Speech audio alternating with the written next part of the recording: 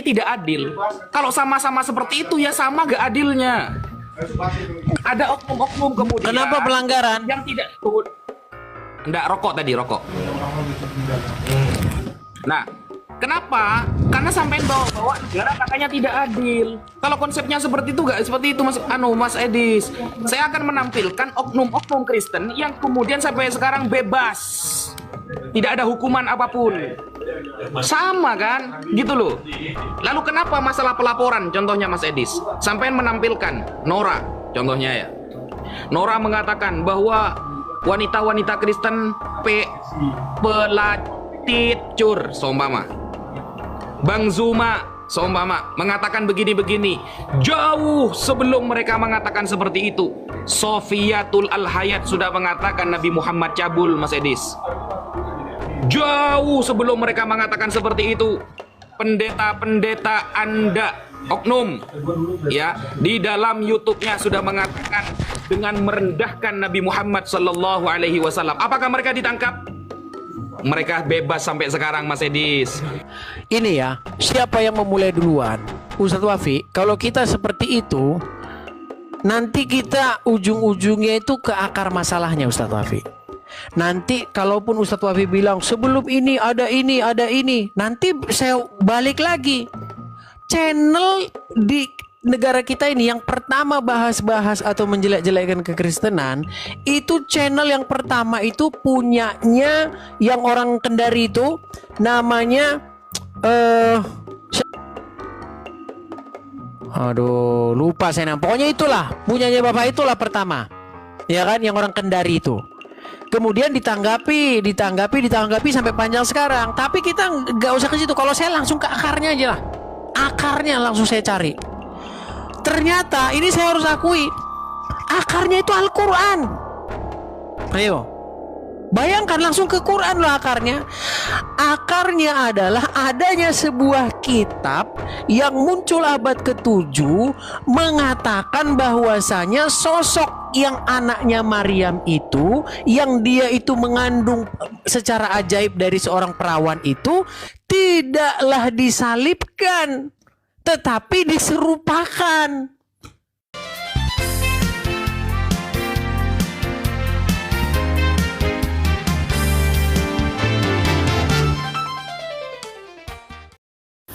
Shalom, salam damai sejahtera bagi kita semuanya. Salam jumpa kembali dengan saya, Pastor Daud Timotius Tampu Bolon, tentunya di channel God Ministry, channel kesayangan kita bersama. Kali ini kita akan menyaksikan debat yang sangat seru antara Bang Edis TV dengan Ustadz Wafi yang membahas tentang siapa yang pertama sekali yang melakukan penghinaan terhadap agama orang lain, apakah Kristen atau Islam. Nah, dalam diskusi ini kita akan melihat bahkan sesuai data yang diungkapkan, siapakah sebenarnya yang melakukan penistaan yang sesungguhnya. Nah, untuk itu mari sama-sama kita dengarkan secara teliti agar kita tidak gagal paham. Selamat menyaksikan, Tuhan Yesus memberkati. Shalom. HP ini. Ya, silakan Ustadz Wafi. Yuk, langsung. Apa yang mau dibahas? Kita bahas yang ringan-ringan aja Ustadz, masalah ketidakadilan gitu loh. Kita tadi lagi bahas mengenai apa ya saya bilang ya, ketidakadilan di negara kita ini, Pak Ustadz. Ya kan? Dari kamu ngomong dulu 5 menit terus saya ya. Baik, lanjut. Baik. Tadi nyambung aja ya. Jadi gini Ustadz. Jadi dari sudut pandang saya ini, masyarakat muslim pada umumnya itu masyarakat yang begitu mudahnya digerakkan, melakukan gerakan-gerakan yang memaksa gitu. Contoh, saya kasih contoh. Misalnya yang menimpa Arswendo. Ya. Arswendo pada waktu itu dia membuat polling. Pollingnya itu adalah siapa tokoh favorit kalian. Nah, ketika dibuat tokoh favorit kalian, terkumpullah di situ tokoh favorit pertama Soeharto, favorit kedua bla bla bla, keempat Arswendo, kelima Muhammad. Cuman gara-gara itu dibilang penistaan. Coba, ngeri kan? Langsung demo di mana-mana, kantor tabloidnya di demo di mana-mana, akhirnya Arswendo kena penjara 5 tahun. Itu kasus, itu berkaca dari situ. Kemudian Pak Ahok. Pak Ahok juga begitu. Dia hanya ngomong masalah adanya orang-orang yang menunggangi kitab suci bla bla bla bla. Akhirnya apa? Di demo kena. Terakhir AB. AB dilaporkan, laporannya nggak jalan-jalan. Tapi gara-gara di demo langsung masuk. Jadi setelah saya pelajari kasusnya ini Pak Ustadz, jadi memang jurus ampuh kalian ini adalah demo, membuat huru hara supaya yang kalian paksakan supaya itu menista agama jadi menista agama. Ini sungguh sangat miris. Dan yang baru-baru terjadi sama AB anak Batak. Nah, sekarang pun yang masalah si Agatha ya. Kan lapor tuh di mana-mana tuh. Si ini lapor segala macam pada lapor. Nah, sekarang begini Ustadz Wafi. Kalau memang kita gentle, kenapa sih tidak dibiarkan saja kepolisian yang memproses? Kenapa sih kok harus main geruduk-geruduk? Coba bisa nggak kita ini debat, diskusi ya? Kalau ada penistaan laporkan ke polisi, nggak usah demo-demo. Saya yakin ya, Agatha selama tidak digerebek rumahnya, kasusnya nggak akan diproses. Saya jamin, seperti kiamat, nggak akan diproses kasusnya. Karena apa? Karena nggak ada yang melanggar pidana. Yang dikatakan Agatha bahwasanya begini dan begitu setelah saya selidiki, ya, walaupun ada kata-kata tambahan-tambahan narasi-narasi yang dia bikin sendiri, ada dasarnya. Makanya saya bilang begini Ustadz, seandainya nih kita mau jujur-jujuran, ya, apa yang kalian perbuat seperti yang dilakukan Zakir Naik, ulama kalian, membahas-bahas Bible di hadapan 40.000 jemaah, difasilitasi oleh negara, dikawal oleh kepolisian negara Republik Indonesia, didampingi oleh organisasi-organisasi muslim, MUI ada, Mualaf Center Indonesia ada. Kejadiannya sudah terjadi, nggak mungkin lagi kita balik lagi. Artinya apa? Artinya Ustadz Wafi, kalau sudah seperti itu, maka harus ada keadilan bahwa kami orang Kristen harus boleh juga membahas Quran kalian. Dan ketika kami bahas Quran kalian, ketika kami bahas agama kalian, jangan marah-marah. Apalagi menggeruduk rumah, membuat situasi menjadi huru-hara sehingga polisi terpaksa, dalam tanda kutip, terpaksa harus memproses kasusnya. Walaupun kasusnya sebenarnya nggak ada. Seperti itu Ustaz Wafi. Kita nggak bahas materi dulu Ustaz Wafi, kita bahas soal keadilan ini aja dulu lah. Gimana kira-kira? Karena saya yakin nih, kalau kami mengundang seorang pendeta membahas-bahas Quran dari Gelora Bung Karno ditonton oleh 40.000 orang Kristen, pasti nanti terjadi yang tidak-tidak. Begitu Ustaz Wafi dari saya pembukaannya. Silakan Ustaz Wafi.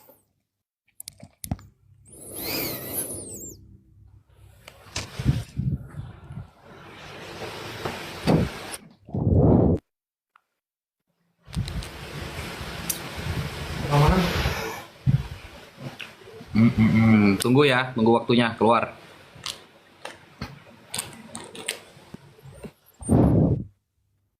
Yuk. Ya, silakan. Bismillahirrahmanirrahim. Assalamualaikum warahmatullahi taala wabarakatuh bagi kaum muslimin wal muslimat, dan salam sejahtera terhadap teman-teman Kristen semua yang menonton dimanapun kalian berada. Di sini saya Abdul Wafi ingin menyampaikan mengenai tentang apa yang disampaikan oleh Mas Edis terkait ketidakadilan agama, saudara. Jadi begini, setiap perkara di Indonesia itu diatur secara jelas di dalam hukum KUHP. Setiap aturan yang ada di negara Indonesia diatur secara jelas di dalam hukum KUHP. Contoh, saya kasih, penistaan agama. Itu tertulis dalam KUHP 156A. Atau juga dibahas pada KUHP 175, 176, dan 177 pada tahun 2003 yang terbaru.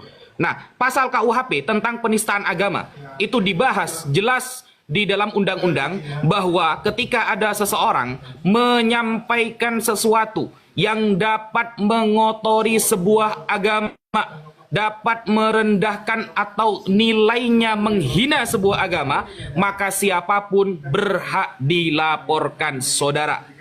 Mau dari umat Islam ataupun umat Kristen. Siapapun berhak. Demo. Apakah demo dilarang oleh negara? Tidak, saudara. Kristen mau demo, silahkan.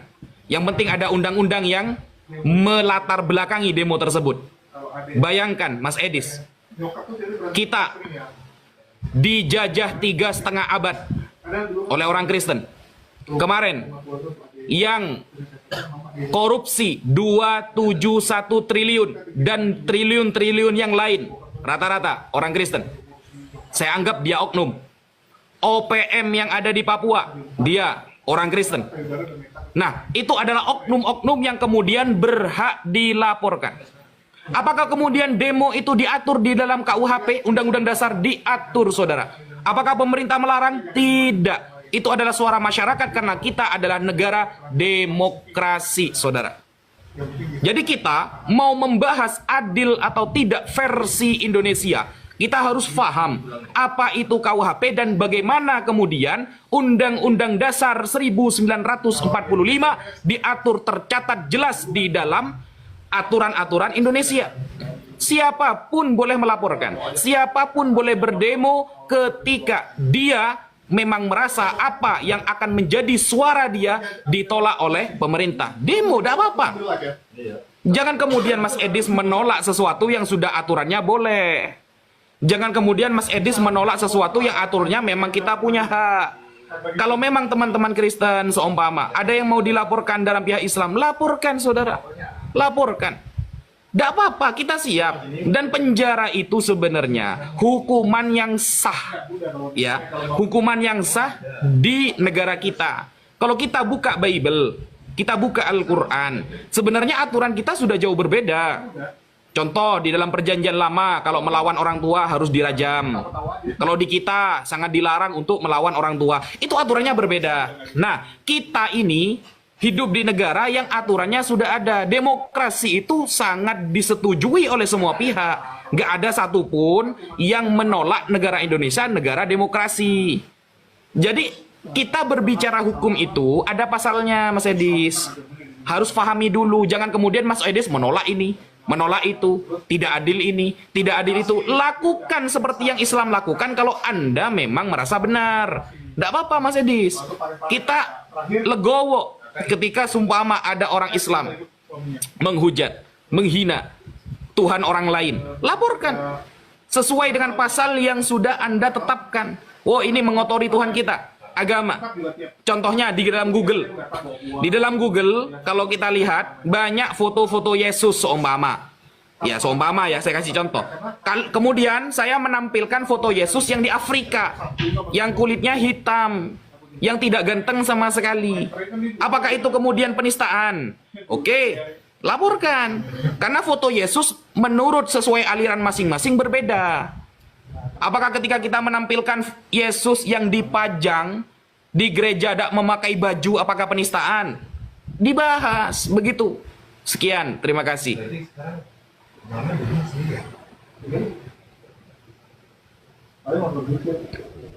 Pagi aku mau jadi aku kalau saya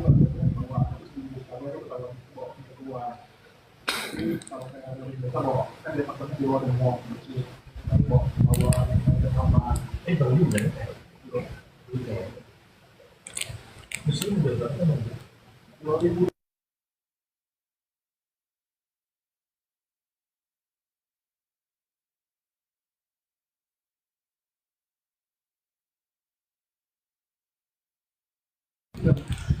Suaranya gak ada, Mas Edis. Suaranya gak ada. Jadi aku sering tuh kayak yang mereka bahas itu aku coba cari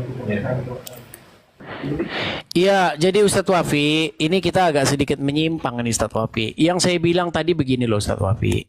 Pertama-tama, Yang saya katakan kepada Ustadz Wafi adalah soal penistaan agama. Ini kita kok lari ke masalah OPM, lari ke masalah korupsi 271 triliun. Ini nggak nyambung Ustadz Wafi. Saya gimana ini? Apakah memang seluruh kualitas Ustadz seperti ini? Saya agak berat ini kayak gini. Kita kan membahas tentang penistaan agama, bukan membahas korupsi, bukan membahas gerakan separatis. Begini loh Ustaz, kita ini kan sama-sama para pendebat nih, ya kan? Yang jadi masalah itu begini Ustaz Wafi, kalau Muslim bahas Bible, seperti yang dilakukan Zakir Naik, ada contohnya langsung loh.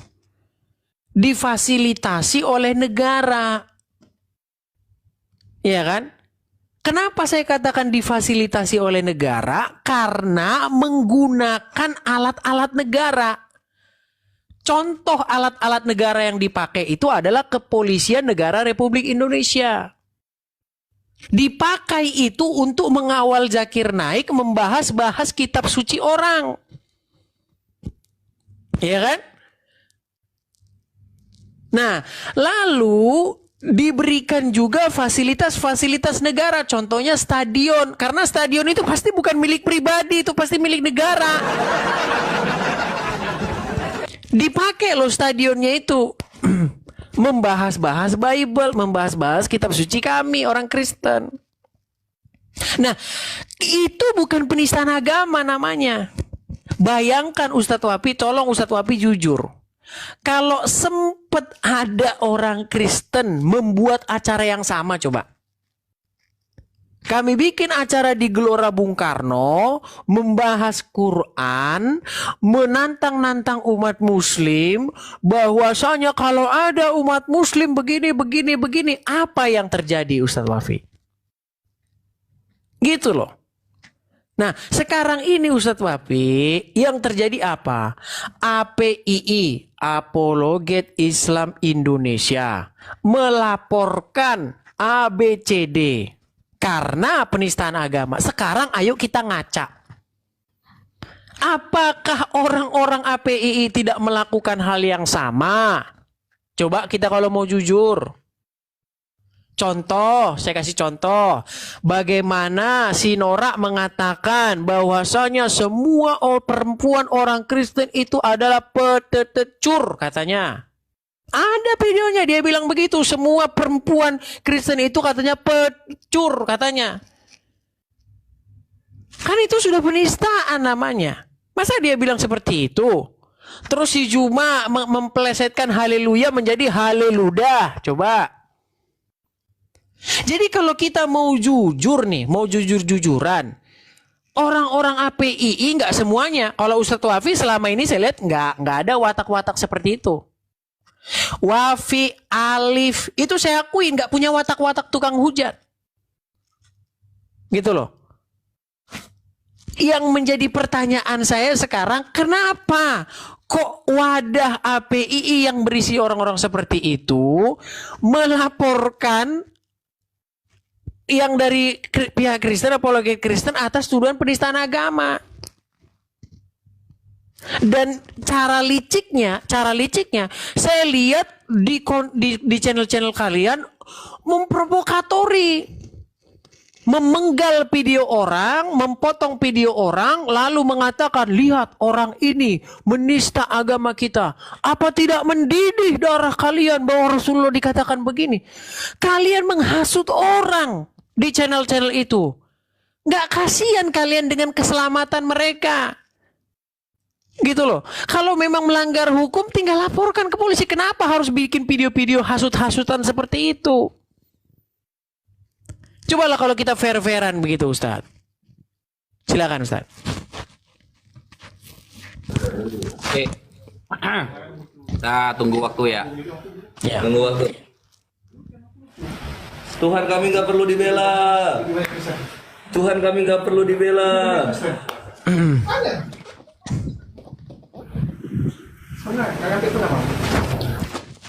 Oke, bismillahirrahmanirrahim. Baru saja kita berdiskusi, Mas Edis sudah merendahkan saya. Apakah kualitas Ustadz seperti ini? Nah, bahasa seperti itu kan tidak etis sebenarnya, Mas Edis. Tidak etis. Dalam perdiskusian yang dewasa, bahasa menyerang pribadi seperti itu tidak etis. Kenapa? Saya menampilkan OPM Kristen, yang menjajah Indonesia Kristen, kemudian yang korupsi Kristen. Kenapa? Itu menunjukkan karena Anda tadi membawa-bawa Indonesia tidak adil gitu loh. Anda membawa-bawa negara ini tidak adil. Kalau sama-sama seperti itu ya sama gak adilnya. Ada oknum-oknum kemudian. Kenapa pelanggaran? Yang tidak enggak rokok tadi, rokok. Nah, kenapa? Karena sampai bawa negara katanya tidak adil. Kalau konsepnya seperti itu gak seperti itu, Mas Edis. Saya akan menampilkan oknum-oknum Kristen yang kemudian sampai sekarang bebas. Tidak ada hukuman apapun. Sama kan? Gitu loh. Lalu kenapa masalah pelaporan contohnya Mas Edis? Sampai menampilkan Nora contohnya ya. Nora mengatakan bahwa wanita-wanita Kristen pelacur seumpama. Bang Zuma seumpama mengatakan begini-begini. Jauh sebelum mereka mengatakan seperti itu, Sofiatul Al-Hayat sudah mengatakan Nabi Muhammad cabul, Mas Edis. Jauh sebelum mereka mengatakan seperti itu, pendeta-pendeta Anda oknum ya di dalam YouTube-nya sudah mengatakan dengan merendahkan Nabi Muhammad Sallallahu Alaihi Wasallam. Apakah mereka ditangkap? Mereka bebas sampai sekarang, Mas Edis. Apakah ada yang menangkap Sofiatul yang ngaku-ngaku ada di Amerika padahal dia di Indonesia? Mereka aman-aman saja, Mas Edis. Kiamat di depan mata saya. Dia mengatakan Nabi Muhammad begini-begini. Apakah dia ditangkap? Aman sampai sekarang, Mas Edis. Lalu bagaimana dengan pelaporan-pelaporan yang sekarang? Dosma yang mengawali pelaporan itu. Apakah Dosma orang Islam? Kristen. Apakah kemudian kita tidak menanggapi? Loh, kalau ada teman-teman Kristen mencoba melaporkan Bang Zuma, mencoba melaporkan Ukhti Nora atau yang lain, Unirifa. Kalau Islam itu tidak pernah cari gara-gara, Mas Edis. Tapi kalau di awal-awal sudah ada yang melaporkan dan ternyata apologet Kristen tidak mampu menghentikan tindak laku Dosma, ya kita welcome. Ayo sama-sama laporkan. Jangan dikira kita diam sekarang. Jangan kita diam. Akan ada seperti 212 yang kedua nantinya. Jadi ternyata apologet Kristen sekian banyak tidak bisa menghentikan satu Dosma yang melapor-laporkan sekarang. Tidak bisa. Mereka tidak mampu. Padahal setiap hari mereka baca kitab suci. Setiap hari mereka menyebut nama Yesus. Tidak mampu menghentikan Dosma. Iya, ketika Dosma mengawali Islam, kalau diawali kita tidak pernah diajari mundur, Mas Edis. Qad ji'tukum biqaumin yuhibbunal maut kama tuhibbunal haya, kata Sayyidina Khalid bin Walid. Kita datang kepada kalian dengan kaum yang cinta kematian sebagaimana kalian cinta kepada kehidupan, kata Sayyidina Khalid bin Walid. In tansurullah yansurkum wa yuthabbit aqdamakum. Kalau kalian menolong agama Allah, maka Allah akan menolong kalian. Kalau ternyata sekelas apologet Kristen yang semuanya orang-orang keren, nggak bisa menghentikan laporan Dosma. Ketika tidak bisa, ya kita harus adil dong, seimbang. Ya kita laporkan juga bahwa jauh sebelum Ukhti Nora mengatakan demikian, jauh sebelum Akhi Zuma mengatakan demikian, jauh sebelum teman-teman apologet Islam mengatakan demikian, sudah ada YouTube kemudian orang Kristen yang mengatakan Nabi Muhammad begini, Allah begini, Al-Quran begitu, dan lain sebagainya, dan mereka aman-aman saja sampai detik ini, saudara. Begitu, Mas Edis. Tapi kayak saya, ya kalau saya pribadi, saya lebih suka diskusi yang santai, yang ilmiah. Kalau saya itu. Tapi ketika kemudian saya melihat, kemudian teman-teman saya kok dilaporkan, saya melihat, Mas Edis. Awalnya, ketika Bang Zuma dilaporkan, saya melihat apakah teman-teman apologet Islam, apologet Kristen bisa menghentikan jejak langkah atau laporan-laporan yang dilaporkan oleh Dosma. Ternyata tidak bisa, tidak mampu. Ketika tidak mampu, ya sudah. Kita juga mengawali dengan laporan-laporan yang sama. Nanti kan kita ketemu di pengadilan. Kita akan diskusi di sana, Mas Edis. Begitu. Baik, kita tanggapi ya. Saya tanggapi.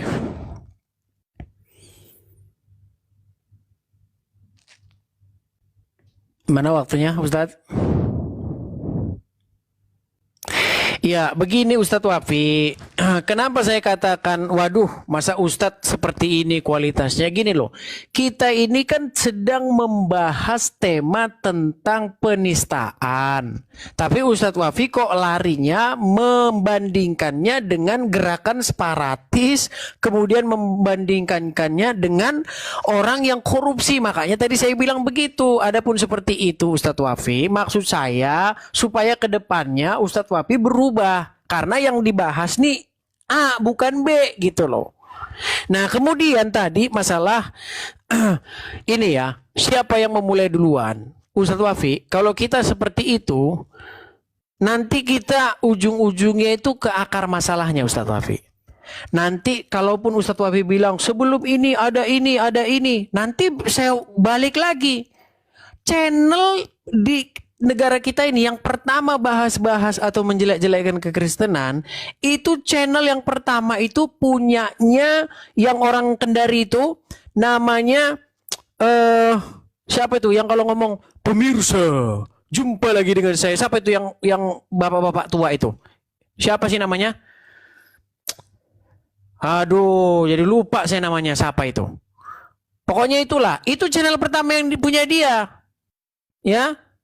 Sebentar, siapa tahu ada yang ini. Aduh, jadi ketutup layar saya gara-gara ada konsumsi. Bukan. Namanya siapa sih? Aduh, lupa saya namanya. Pokoknya itulah, punyanya bapak itulah pertama. Ya kan, yang orang Kendari itu.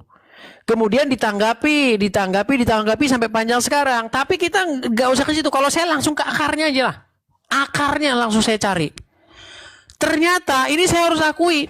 Akarnya itu Al-Quran. Ayo. Bayangkan langsung ke Quran loh akarnya. Akarnya adalah adanya sebuah kitab yang muncul abad ke-7 mengatakan bahwasanya sosok yang anaknya Maryam itu, yang dia itu mengandung secara ajaib dari seorang perawan itu, tidaklah disalibkan, tetapi diserupakan.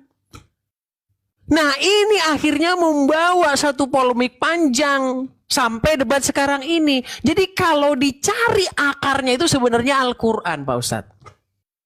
Itu harus diakui. Jadi perdebatan antara Islam dan Kristen itu adalah sebuah hal yang tidak bisa dihindari. Karena apa?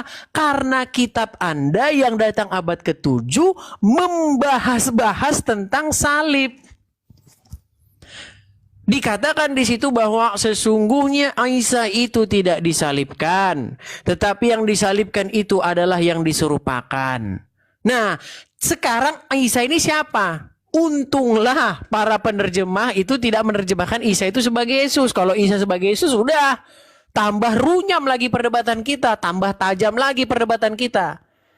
Nah, tapi di buku-buku yang lain udah jelas bahwa itu memang merujuk kepada sosok Yesus itu.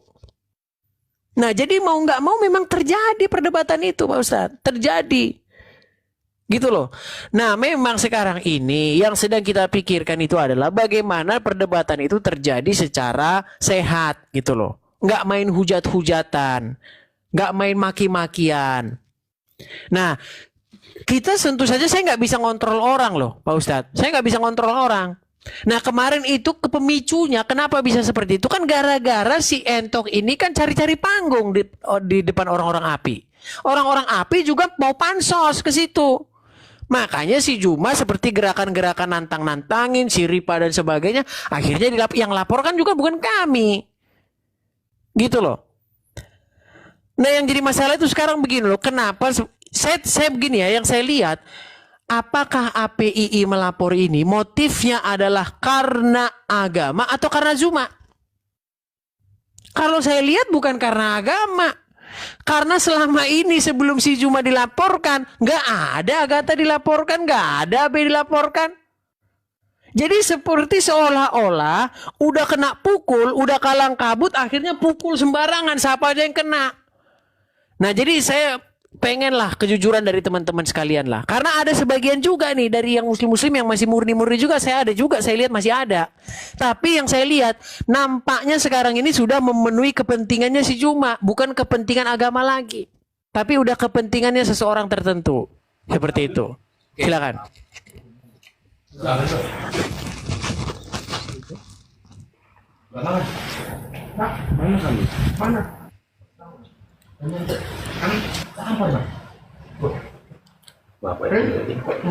Yuk.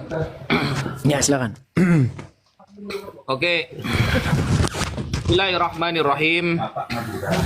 Bayangkan Mas Edis, yang pertama kali melapor tuh siapa sih sebenarnya? Kristen atau Islam? Ratu Entok dilaporkan pertama kali. Bang Zuma, Ukhti Nora, Uni Rifa, 4 dilaporkan. Masa kita gak mau balas? Ya rugilah Mas Edis. 4 dilaporkan. Masa kita diam saja? Ya rugilah. Karena kita sama-sama punya hak. Gini Mas Edis, kalau Mas Edis mengatakan bahwa awal mula pemicu perdebatan adalah Al-Quran, lalu seolah-olah Mas Edis menyalahkan Al-Quran karena Al-Quran mengatakan dalam surah An-Nisa ayat 157, wa qaulihim inna qatalna al-masiha Isa bin Maryam wa ma qataluhu wa ma salabuhu walakin syubbiha lahum, yang kemudian dinarasikan Nabi Isa tidak disalib, saudara. Itu adalah pemicu. Kenapa Al-Quran membahas salib? Kalau itu sebagai pemicu perdebatan, maka saya katakan bukan Al-Quran yang bersalah Mas Edis, tapi perjanjian baru yang bersalah. Kenapa kemudian jauh sebelum datangnya perjanjian baru tidak pernah dinarasikan Tuhan itu manusia Mas Edis? Jauh sebelum perjanjian baru datang tidak pernah orang Yahudi meyakini yang namanya Yesus ini adalah sebuah nubuatan. Yahudi mana yang kemudian meyakini bahwa Yesus ini nubuatannya sudah ada? Mayoritas Yahudi tidak ada yang menerima. Kalau Al-Quran sebagai pemicu, maka perjanjian baru juga menjadi pemicu. Bahkan jauh lebih awal perjanjian baru. Dinarasikan dalam perjanjian lama kitab orang Yahudi Tuhan bukan manusia. Tuhan tidak bisa dilihat. Yang melihat Tuhan akan mati yang melihat. Kenapa di perjanjian baru yang melihat Tuhan-Tuhannya yang mati? Kok kebalik-balik? Nah, ini kan pemicu. Umat Yahudi tidak pernah mengakui kalau kitabnya bisa disandarkan dengan kitab Anda.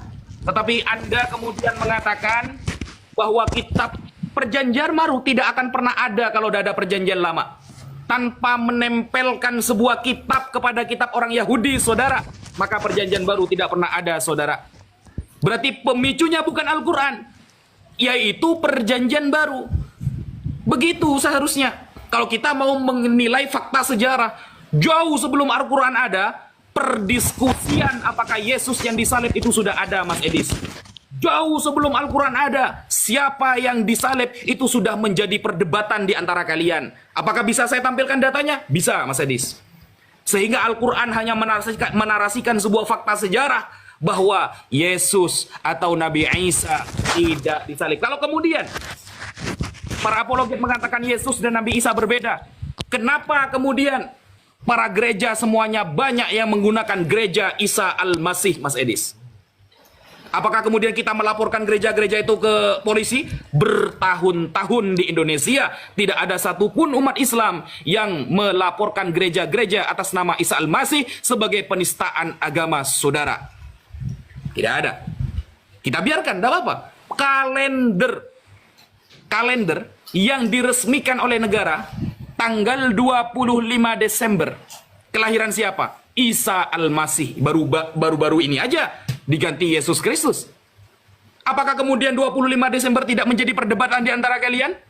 Jauh sebelum adanya kalender, kalian sudah berdebat mati-matian. Apakah Yesus lahir di bulan Elul atau di bulan Taf? Kalau menurut kalender Yahudi, Taf ada Elul yang seharusnya musim panas itu ada di bulan Agustus. Kenapa kemudian ada di bulan Desember, musim dingin? Perdebatan seperti itu sudah ada di antara kalian. Al-Quran kemudian hanya menarasikan bahwa Nabi Isa tidak disalib. Dan itu juga dinarasikan oleh para ulama tafsir seperti dalam kitab Mafatihul Ghaib yang ditulis oleh Al-Imam Fakhruddin Ar-Razi, bahwa di kalangan umat Kristen yantahi ila aqwamin qalilina lam yattafiq alaihim al-kidhbu.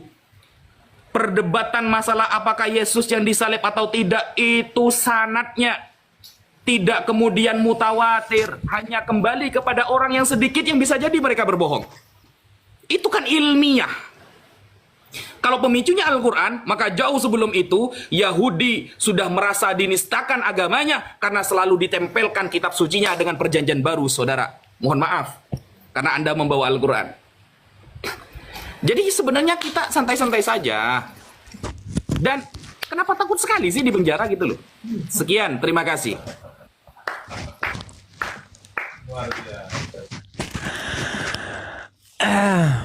Baik ya, kita tanggapi lagi teman-teman ya. Baik, kita tanggapi.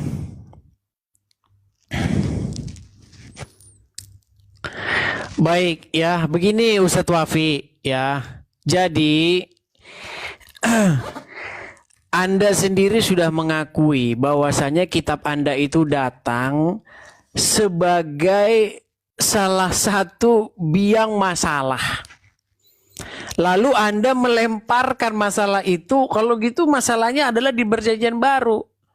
Begini Ustadz Wapi, masalahnya yang berdebat itu adalah orang-orang Yahudi dan orang-orang Kristen tentang apakah Yesus itu Mesias atau tidak. Nah ini Islam datang dari mana? Gitu loh. Apa hubungannya ini agama dengan kami? Bukan keturunan Abraham, ya kan? Datangnya dari Arab, Tuhannya beda, tapi kok ditempel-tempelkan ke agama kami. Itulah salah satu video Agatha sampai dia emosi mengatakan, dia kata-kata, cuy, kami tidak mau Tuhan kamu tempel-tempelkan kepada Tuhan kami. Loh, sekarang begini Ustadz Wabi, dalam Quran ada loh ayat yang mengatakan sesungguhnya Tuhanmu dan Tuhan kami adalah satu. Loh, Anda datang dari mana ini agama? Bukan. Jangan tempel-tempelkan dong Tuhan Anda kepada dengan kami. Nah ini masalahnya di situ Ustadz Wabi. Memang intinya begini, mau tidak mau terjadi perdebatan. Karena apa? Karena kitab kalian itu nempel-nempel di kitab kami. Gitu loh. Apa yang dikatakan Bible? Tuhan memberitakan firman-Nya kepada Yakub, hukum dan ketetapan-ketetapannya kepada Israel. Ia tidak berbuat demikian kepada bangsa manapun dan hukum-hukumnya tidak mereka kenal. Makanya Tuhan itu memberitakan firman-Nya kepada Yakub dan Israel, bukan kepada orang Arab. Lah ini orang Arab siapa kok nempel-nempel gitu loh. Ini yang jadi masalah. Makanya orang Arab itu tidak punya hukum-hukum Tuhan. Makanya di dalam Bible itu selalu kata-katanya begini, Allah Abraham, Ishak dan Yakub. Itu kata kuncinya loh. Allahnya Abraham, Ishak dan Yakub, bukan Allahnya Ismail. Makanya ketika Anda baca Quran Pak Ustadz, tidak pernah ada Al-Quran itu menyebut anaknya Ismail. Nggak ada. Ya karena memang keturunannya nggak diperhitungkan.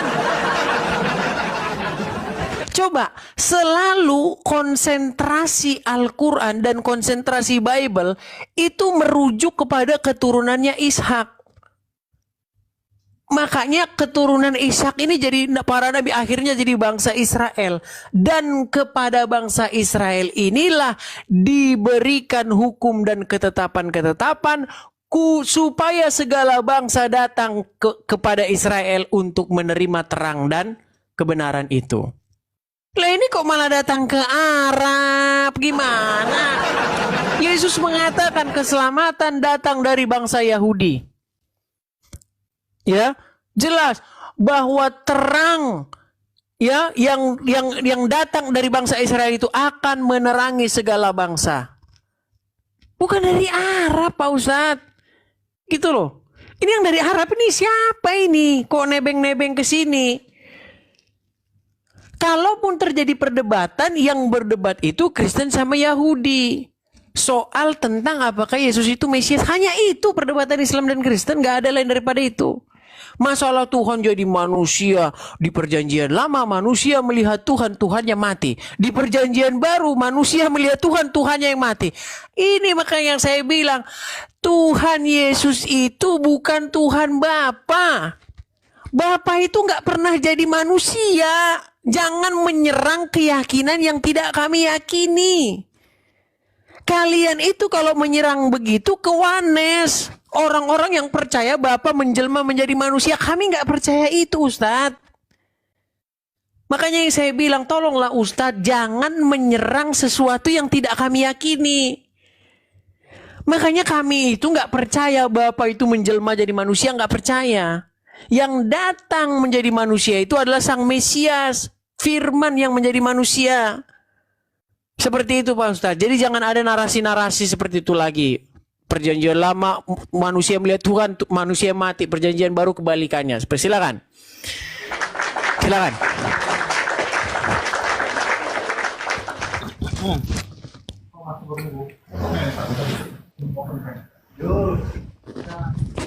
Oke, bismillahirrahmanirrahim. Sepertinya Mas Edis mulai bingung ini.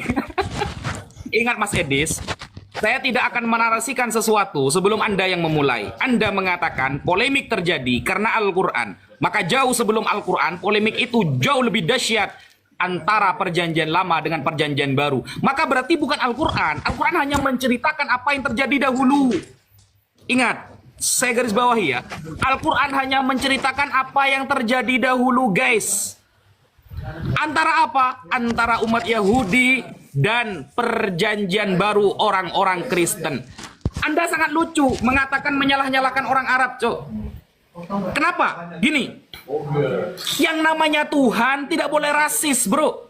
Masa Tuhan rasis banget harus bangsa Israel?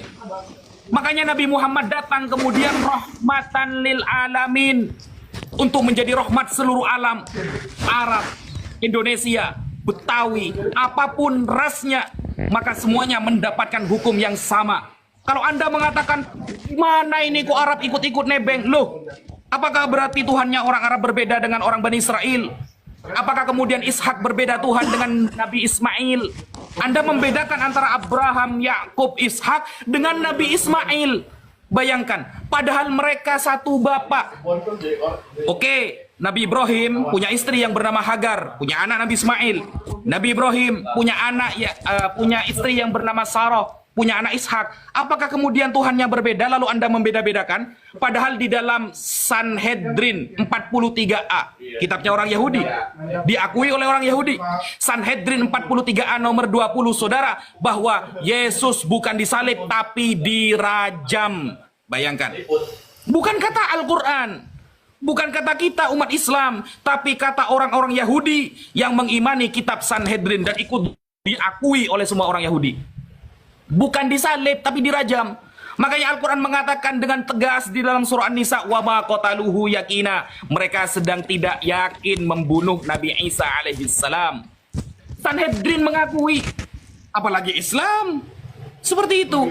Lalu kemana kabarnya perjanjian baru yang kemudian merusak ajaran-ajaran yang ada di dalam kitab perjanjian lama?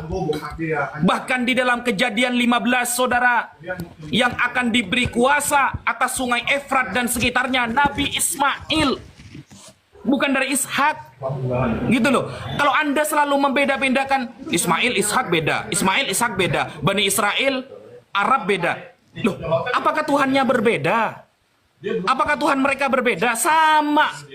Makanya Nabi Muhammad datang sebagai rahmat lil alamin, sebagai rahmat bagi semesta alam. Tidak ada ras, tidak ada suku, tidak ada darah, tidak dari keturunan apapun. Nabi Muhammad menjadikan semua Tuhannya sama, yaitu la ilaha illallah Muhammadur Rasulullah. Makanya di dalam surah Al-Kahfi ayat terakhir dikatakan, wa may yarju liqa'a rabbih falyamal 'amalan shalihan wa la yusyrik bi ibadati rabbih ahada. Tidak boleh menduakan Allah Subhanahu wa taala. Apakah pernah Yahudi kemudian menarasikan Tuhan seperti di dalam Perjanjian Baru, menjadikan Tuhan orang dari orang Bani Israel? Nah, perkara semua itu diceritakan di dalam Al-Quran. Bani Israel juga diceritakan dalam Al-Quran. Makanya nabi yang terbanyak yang disebutkan dalam Al-Quran adalah Nabi Musa alaihissalam. Kenapa? Allah mengatakan, ya Bani Israel, ya, Uzkuru ni'mati allati an'amtu alaikum wa anni faddaltukum 'alal alamin. Bani Israel memang pernah menjadi umat terbaik di zamannya. Dibahas oleh Al-Quran.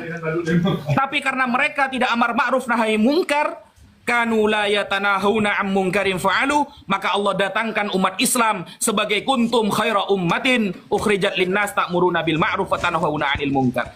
Ini ilmiah namanya, ada dalilnya, ada datanya.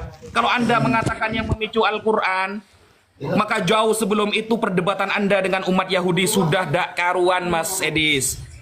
Orang Yahudi sekarang merasa ternista oleh apa-apa yang tertulis di dalam Perjanjian Baru. Loh, Tuhan kita bukan manusia. Tuhan kita ada kelihatan. Makanya ada namanya apa itu? Slosa asal ikarim. 13 keimanan Yahudi. Yang nomor 4, yang namanya Tuhan laisa kamitslihi syai', tidak boleh sama dengan apapun. Dinarasikan dalam Al-Qur'an, ya. Laisa kamitslihi syai', surah Asy-Syura ayat 11. Nah, kalau cuma seperti itu kita berdiskusi dengan sehat. Nggak kayak Dosma langsung melaporkan 4 orang Islam. Ya kita balaslah. Gitu. Baik. Kita tanggapi ya teman-teman ya. Kita tanggapi satu-satu teman-teman.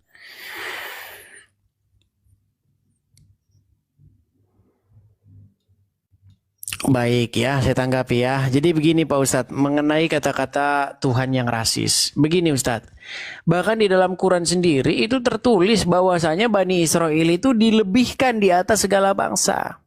Tapi ketika orang Islam saya tanya, kenapa bisa begitu? Pasti kalian nggak bisa menjelaskan itu. Pasti nggak bisa menjelaskan. Jadi begini Pak Ustadz. Pada waktu itu, seluruh umat manusia di bawah kolong langit ini, semuanya adalah pendosa, semua berbuat dosa. Ada satu orang benar yang dipilih oleh Tuhan, yaitu Abraham. Melalui satu orang inilah Tuhan akan menyelamatkan seluruh manusia. Makanya yang dipilih itu adalah dari keturunan Abraham. Supaya dari keturunan Abraham itulah nanti Tuhan membentuk satu umat yang dipersiapkan untuk melahirkan sang Mesias yang akan menyelamatkan dunia. Itu kenapa disebut bangsa Israel itu di atas segala bangsa, dipilih. Tapi narasinya sebenarnya bukan di atas segala bangsa. Kalau di atas segala bangsa, nah itu rasis malahan. Orang Israel itu adalah umat yang dipilih karena apa? Karena dari keturunan Abraham. Gitu loh. Nah sekarang kalau dibilang Tuhannya beda-beda Ustadz. Ya. Sekarang tahun 2024. Kalau kita kembali ke masa lalu, kita kembali ke penggalian sejarah, setiap bangsa ini Tuhannya beda-beda. Gali di Jawa Timur, gali di Jawa Barat, gali di Sulawesi, gali di Sumatera. Tuhan yang disembah orang di Sulawesi nggak sama dengan Tuhan yang disembah di Jawa Barat. Sekarang 2024 iya, karena udah ada masuk penyebaran agama. Pada waktu itu zaman Abraham beda Ustadz. Zaman Abraham ya sama zaman sekarang itu nggak sama. Peninggalan-peninggalan masa lalu membuktikan bahwa setiap bangsa Tuhannya beda. Ya kan? Orang Arab Tuhannya beda, orang Filistin Tuhannya beda, orang Mesir Tuhannya beda. Tuhannya orang Mesir itu namanya Amun-Ra. Ya kan? Tuhannya orang Jepang nanti beda lagi. Tuhannya orang Persia beda lagi, namanya Ahura Mazda. Beda-beda, memang Tuhannya nggak sama. Gitu loh. Orang Arab juga beda lagi Tuhannya. Ada Latta Uzamana, beda. Orang Yunani nanti beda lagi. Gitu loh. Makanya mereka tidak mengenal hukum-hukum Tuhannya Abraham, Ishak dan Yakub. Gitu loh. Coba tanya orang-orang di India. Ya, yang mereka menyembah ini dan segala macam. Beda Tuhannya, mereka nggak kenal itu. Hukum dari Tuhannya Abraham, Ishak dan Yakub. Jadi makanya begini intinya Ustadz. Intinya Tuhan itu memilih bangsa Israel supaya dari bangsa Israel itu datang keselamatan. Nah sudah datang terang yang menyinari dunia itu sudah datang, yaitu Yesus. Nah sekarang ada matahari lain ini dari Arab datangnya, namanya Muhammad, yang kalian promosikan itu. Iya, kalian mempromosikan, mohon maaf, orang yang meninggal kalian promosikan. Kalian mempromosikan supaya orang ikut orang meninggal di kuburan. Padahal terang yang sejati adalah Yesus. Jadi kekristenan itu bukan memberitakan orang mati, tapi memberitakan firman yang hidup, yang bahkan mengalahkan kematian. Kalian sebaliknya, kalian memberitakan orang mati di kuburan. Nah makanya saya menjawab, ketika menjawab dilapor polisi. Kan repot kayak begini Ustadz. Lagian Ustadz, masalah mengenai kitabnya datang memberi ini, memberi itu, penjelasan dan segala macam. Ustadz, apa susahnya sih bagi Allah ngasih tahu siapa yang disalib?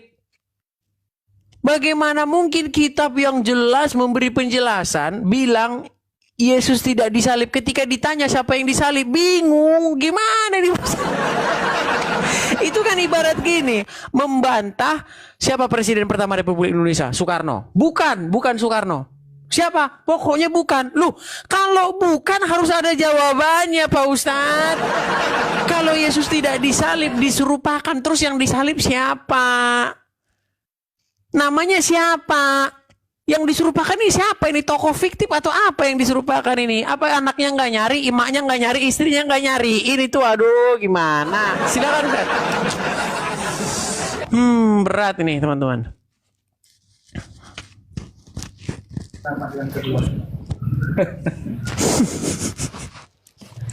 Mana ini yang muncul? Tahu dia. Jawab. Ya. Oke. Ya mungkin ini putaran saya terakhir ya. Saya pindah tempat karena untuk ngecas juga. Oke, silakan. Bismillahirrahmanirrahim. Kenapa kemudian Al-Quran tidak menjelaskan siapa yang disalib? Itulah Mas Edis. Masa Anda puluhan tahun katanya membaca Al-Quran, ternyata masalah sepele seperti ini Anda gak tahu gitu loh.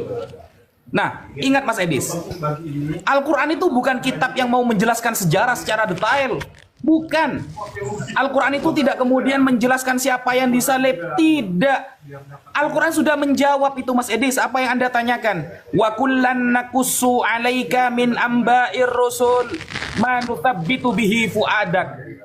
Cerita para rasul terdahulu aku ceritakan kepadamu Muhammad untuk meneguhkan hati kamu. Jadi tujuan Al-Quran menceritakan tentang nabi-nabi terdahulu bukan untuk menjelaskan siapa yang disalib, bukan menjelaskan untuk apa disalib, tetapi menjelaskan untuk meneguhkan hati Nabi Muhammad. Tidak ada kepentingan kemudian Al-Quran menjelaskan siapa yang disalib. Toh ternyata di dalam Bible indikasi perbedaan itu ada Mas Edis. Dan Al-Quran membenarkan itu, bahwa perbedaan siapa yang disalib itu ada. Itu tujuan Al-Quran, bukan kitab sejarah. Gitu loh, itu perbedaannya. Kedua, Mas Edis tidak menjawab ketika Pak Dosma melaporkan 4 apologet, salah satunya bukan. Apakah kita diam saja Mas Edis? Ketika Dosma melaporkan 4 orang dari kita, apakah kita diam saja? Ya enggak lah, rugi kalau kita diam. Karena kita punya hak yang sama. Ingat, Bhinneka Tunggal Ika Mas Edis, kita diberikan hak yang sama menerangkan keyakinan masing-masing. Ingat, kita diberikan hak yang sama mengajarkan ajaran masing-masing. Tapi kemudian ketika di dalam pasal KUHP nomor 153A atau 156A, pasal KUHP-nya mengatakan ketika kemudian ada narasi yang mengotori, menghina, merendahkan agama lain, maka itu namanya delik pada penistaan agama. Siapapun boleh dilaporkan. Nah, Pak Dosma melaporkan orang yang dianggap melanggar itu. Ya kita laporkan juga lah. Apakah kemudian Sofiatul di penjara sampai sekarang? Tidak. Apakah Ki Ahmad di penjara? Tidak. Apakah Metatron di penjara? Tidak. Padahal hinaannya sudah melampaui batas. Gitu loh. Kok ada Dosma yang melaporkan? Itu kesempatan bagi kita. Loh, kok ada umat Kristen? Ternyata apologet lain diam. Ketika Pak Dosma melaporkan, ya kita harus bergerak lah. Masa kita diam saja? Toh banyak yang sebelum Bang Zuma hinaannya sudah melampaui batas, gitu loh. Jadi penjelasan dari Mas Edis ini mengenai bahwa Tuhan orang berbeda-beda, ya, Tuhan orang berbeda-beda. Yang saya bahas, makanya diteliti kalau saya ngomong Mas Edis. Yang saya bahas itu antara Ishak dan Ismail.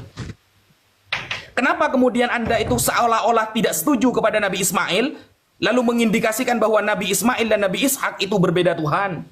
Padahal mereka sama-sama anaknya Nabi Ibrahim. Nabi Ibrahim dari mana? Dari Irak. Berarti keselamatan orang Kristen dari Irak, bukan dari Bani Israel. Dia selamat datang di kebenaran, saudara. Ya. Berarti keselamatannya dari Irak dong. Nabi Nabi Ibrahim dari Irak loh. Yang dipuji-puji di dalam perjanjian lama berkali-kali bahwa yang memberkati Abraham berarti dia akan diberkati oleh Tuhan. Yang menghina melaknat Abraham akan dilaknat oleh Tuhan. Dari mana dia? Dari Irak. Bukan Bani Israel. Makana Ibrahim Yahudian wala Nasranian. Di dalam Al-Quran dijelaskan bahwa Abraham, Nabi Ibrahim bukan Yahudi dan bukan Nasrani. Kan begitu. Jangan kemudian Mas Edis, kalau semuanya Anda tidak akan bisa menjawab kalau Al-Quran ternyata pernah mengagungkan Bani Israel. Jawabannya sudah ada, sudah dulu ditulis oleh para ulama. Kenapa? Karena Bani Israel hidup di tanah yang didatangi banyak para rasul. Ingat, qad khalat min qablihir rusul, sebelum datangnya Nabi Muhammad, tanah Palestina, tanah Syam itu banyak didatangi para rasul. Karena para rasul mereka dimuliakan oleh Allah. Sama seperti Nabi Muhammad. Nabi Muhammad dimuliakan karena dia adalah utusan Allah. Kok mengabarkan orang yang mati? Rasul itu utusan Allah. Dia manusia biasa, wajar dia mati. Tapi kalau ada Tuhan yang mati, itu yang kita heran. Hari kematian Tuhan itu ada di dalam kitab Anda. Kalau ada Tuhan yang mati kita heran. Kalau ada Rasul mati sudah biasa. Gitu loh. Baik, gimana Pak Ustadz? Apakah masih ada lanjut putaran? Oke, kita selesai dulu, udah apa-apa, lanjut besok lagi. Oke, lanjut besok lagi Ustadz. Kita telah menyaksikan rangkaian video yang panjang ini, dan semua yang kita dengar kiranya itu boleh menambah wawasan serta pengetahuan kita untuk menguatkan iman kita semuanya. Sebab semakin banyak kita mendengar, maka semakin timbullah iman. Seperti firman Tuhan berkata, iman timbul dari pendengaran dan pendengaran akan firman Kristus. Dan mari kita ambil hikmah yang terbaik. Dan kita harus membuktikan dan melakukannya. Sehingga orang-orang di luar sana semakin mengerti maksud daripada setiap firman yang mereka selama ini pertanyakan, maka dalam kehidupan kita lah menjadi faktanya, sebab hidup kita ini adalah suratan terbuka bagi orang-orang yang belum percaya. Sampai jumpa di video berikutnya. Tuhan Yesus memberkati. Shalom.